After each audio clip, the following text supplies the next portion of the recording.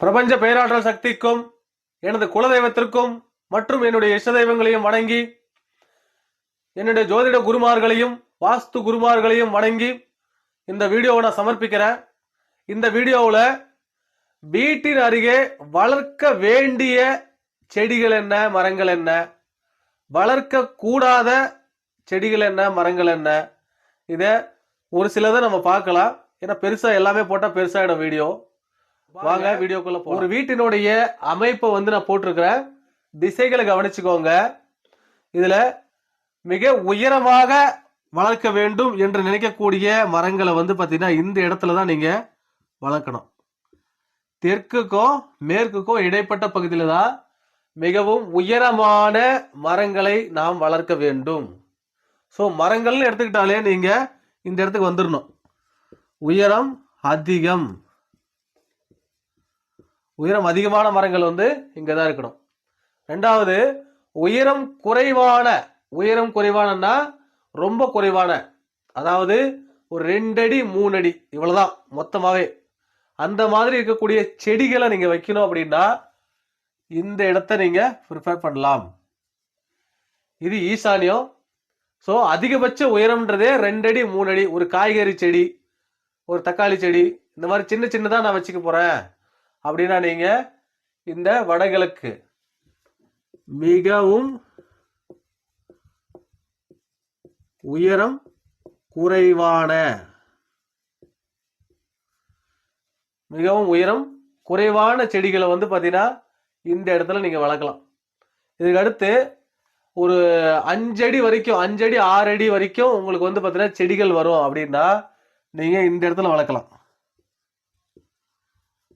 5 அடி முதல் 5 அடி முதல் ஒரு 7 அடி வரை இந்த இடத்துல இந்த மாதிரியான செடிகளை நீங்க வளர்க்கலாம்.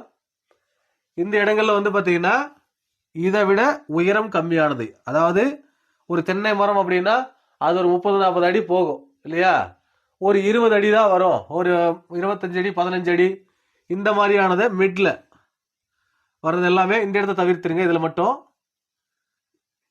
இதுல இந்த இடத்துக்கு பாத்தீங்கன்னா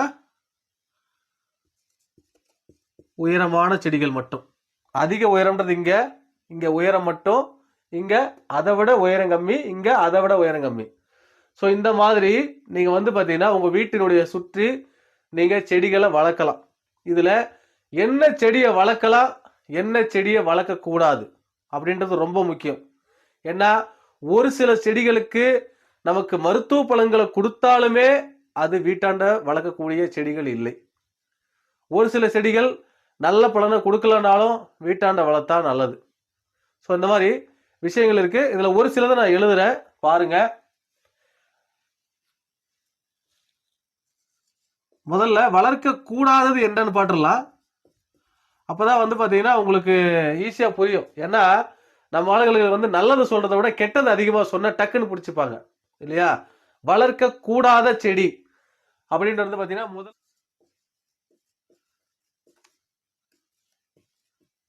கள்ளிச்செடி. இந்த கள்ளிச்செடி துர்சக்திகளை இழுக்கக்கூடிய ஒரு சக்தி கொண்ட ஒரு செடி. இந்த கள்ளிச்செடியை வீட்டில் வச்சிருந்தா அது பாய்சன்றது ஒண்ணு எல்லாருக்கும் தெரியும். ஆனா இந்த கள்ளிச்செடி இருந்தாக்க பாம்பு புழு வராது அப்படின்னு சொல்லி நிறைய பேர் அதை வைப்பாங்க. ஆனா கள்ளிச்செடின்றது வீட்டுல இருந்தாலே துர்சக்திகளுடைய நடமாட்டம்ன்றது ரொம்ப ஜாஸ்தியாயிடும் வீட்டுல. உங்க வீட்டுல காம்பவுண்டு சுவரை ஒட்டியோ அல்லது காம்பவுண்டு சுவருக்கு உள்ளேயோ இந்த கள்ளிச்செடின்றது இருக்கவே கூடாது. அடுத்து பாத்தீங்கன்னா புளிய மரம்.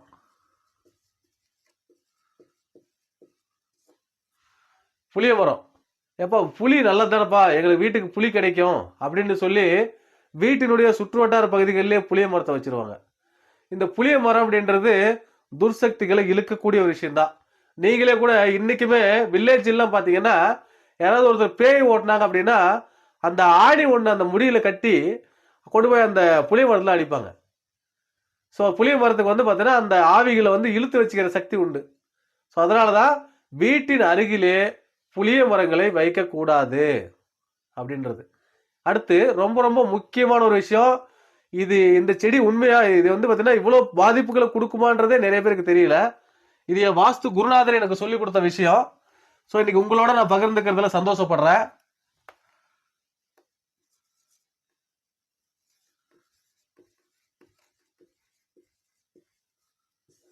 ரொம்ப ரொம்ப முக்கியம் கருவேப்பிலை. ஸோ வீட்டுக்கு குழம்புக்கு ஆகும் அப்படின்னு சொல்லி கருவேப்பிலையை நீங்க வளர்க்குறீங்க இல்லையா, இந்த கருவேப்பிலை வந்து பாத்தீங்கன்னா வீட்டில் இருக்கவே கூடாது. வீட்டில் கருவேப்பிலை செடியை நீங்க வச்சிட்டீங்கனாலே ஆபத்தை நீங்க வந்து வாண்டடா வான்னு சொல்லி வண்டியில் ஏற்றிக்கிறீங்கன்னு அர்த்தம். இந்த கருவேப்பிலை மரத்தை நம்ம ஏன் வளர்க்கக்கூடாது அப்படின்னா, நம்ம ஏரியாவில் அதாவது இந்த கருவேப்பிலை வச்சிருக்கிற நம்ம வீட்டினுடைய சுற்று வட்டார பகுதிகளில் ஏதாவது ஒரு மரணம் நடக்குது அப்படின்னா அதனுடைய ஆத்மா முதல்ல வந்து தங்கக்கூடிய இடம் இந்த கருவேப்பிலை மரம் தான். இந்த கருவேப்பிலை மரத்துல தான் அந்த ஆத்மா வந்து முதல்ல தங்கும். அதே நேரத்தில் நம்ம சாஸ்திரத்தின்படி இறந்த நட்சத்திரத்துக்குன்னு சொல்லி அடப்பு நட்சத்திரங்கள்னு சிலதெல்லாம் இருக்கு.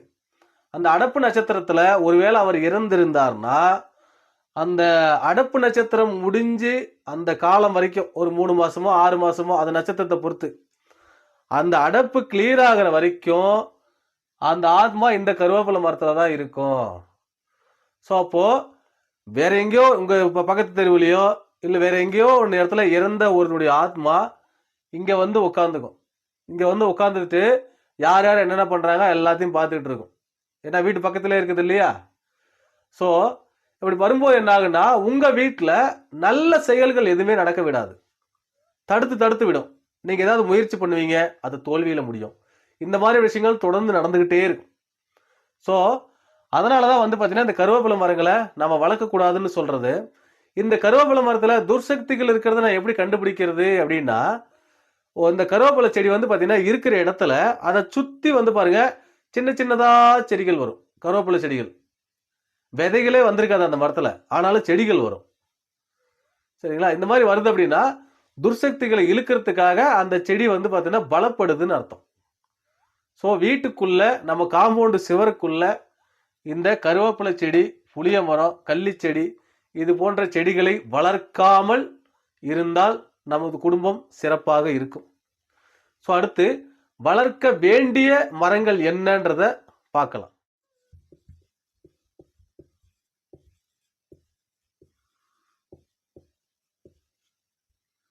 வளர்க்க வேண்டிய செடிகள் மரங்கள் ஏதோ ஒன்று. இதுல முதல் இடத்தை பிடிக்கிறது வந்து பாத்தீங்கன்னா தென்னை மரம்.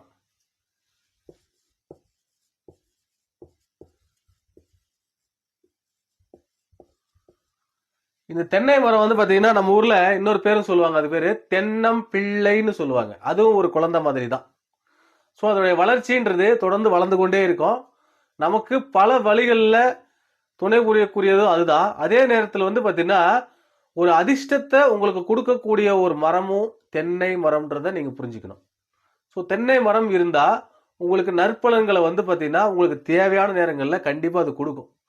ஸோ தென்னை மரத்தை நம்ம எந்த திசையில் வைக்கணும், ஏற்கனவே பார்த்த மாதிரி நம்ம வீடினுடைய வரைபடம்ன்றது போட்டுக்கிறோம். வடக்கு, தெற்கு, கிழக்கு, மேற்கு. இதுல தெற்கும் மேற்கும் சந்திக்கக்கூடிய இடங்களிலே தென்னை மரங்களை வைக்க வேண்டும். ஏன்னா தென்னை மரம்ன்றது ரொம்ப உயரமா வளரக்கூடிய ஒரு விஷயம். ஸோ இப்போ உயரமா வளரக்கூடிய விஷயம்ன்றதுனால நம்ம எங்க வைக்கிறோம், தெற்கு மேற்குன்ற பகுதியில வைக்கிறோம். அடுத்து வந்து பாத்தீங்கன்னா ரொம்ப முக்கியமான ஒரு செடி இது, சிவப்பு செம்பருத்தி. சிவப்பு செம்பருத்தி, இந்த சிவப்பு செம்பருத்தி அப்படின்றது ரொம்ப ரொம்ப முக்கியமான ஒரு செடி. நாங்க வாஸ்துவிலே கூட பாத்தீங்கன்னா இந்த சிவப்பு செம்பருத்தி பத்தி கொஞ்சம் உயர்வா பேசுவோம். வீட்டுல சின்ன சின்ன தோஷங்கள், பெரிய தோஷங்களை நம்ம ஒண்ணும் பண்ண முடியாது, நிவர்த்தி தான் பண்ணியான வழி இல்லை.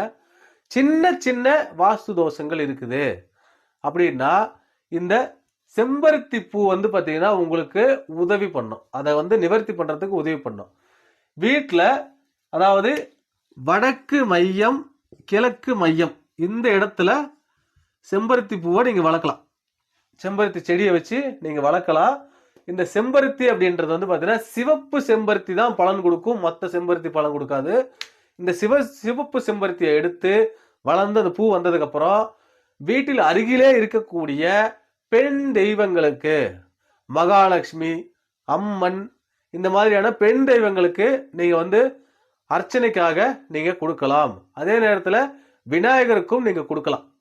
ஸோ இப்படி உங்க வீட்டில் வளர்ந்த அந்த பூவை வந்து பார்த்தீங்கன்னா பறித்து பக்கத்தில் இருக்க கோயில்களுக்கு அர்ச்சனைக்காக அந்த பூவை வந்து தானமாக கொடுக்கும் பொழுது உங்களுக்கு வாஸ்து தோஷத்திலிருந்து சிறு நிவர்த்தி கிடைச்சி நீங்க சந்தோஷமா இருப்பீங்கன்றது உண்மை. சிறு சிறு தோஷங்களை இது குறைக்கும்.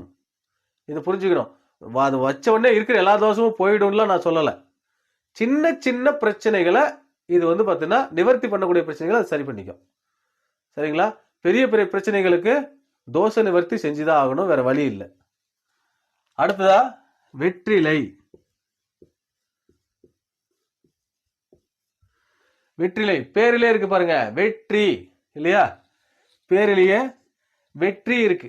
ஸோ இந்த வெற்றிலையை நம்ம எங்க வளர்க்கணும் அப்படின்னா, நான் ஏற்கனவே சொல்லியிருக்கேன், இது அதிக உயரம், இது உயரம். ஸோ அப்போ இந்த வடக்கு ஃபுல்லா விட்டுருங்க. இந்த கேப்ல இந்த இடத்துல வந்து பார்த்தீங்கன்னா நீங்க வெற்றிலையை வளர்க்கலாம். வெற்றிலையை இந்த இடத்துல நீங்க வளர்க்கலாம். ஸோ இந்த இடத்துல நீங்க வளர்க்கும் பொழுது தென்னை மரத்தை விட அது உயரம் கொஞ்சம் கம்மியாக தான் இருக்கும், கொடி உயரத்தை பொறுத்து.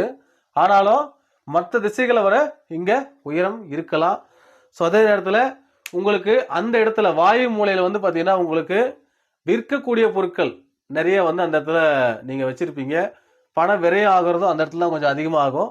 அந்த இடத்துல நம்ம வெற்றிலை கொடியை வைக்கும் பொழுது நமக்கு நல்ல பண வரவை வந்து தக்க வைக்கும். வர்றது வந்து பார்த்தீங்கன்னா உங்களுக்கு கிழக்கு வடக்குல இருந்து தான் பணம் வரும். ஆனால் அதை தக்க வைக்கிறதுக்கு வந்து பார்த்தீங்கன்னா நெருதியும் வாயு மூலையும் நமக்கு உதவி பண்ணும்.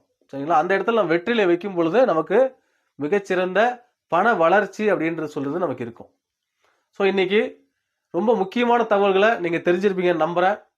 இது போன்ற பயனுள்ள வீடியோக்களை தினந்தோறும் பார்க்க பாசிபிள் தான் 68 சேனலை சப்ஸ்கிரைப் பண்ணுங்க, லைக் பண்ணுங்க, ஷேர் பண்ணுங்க, கமெண்ட்ஸ் பண்ணுங்க. நன்றி.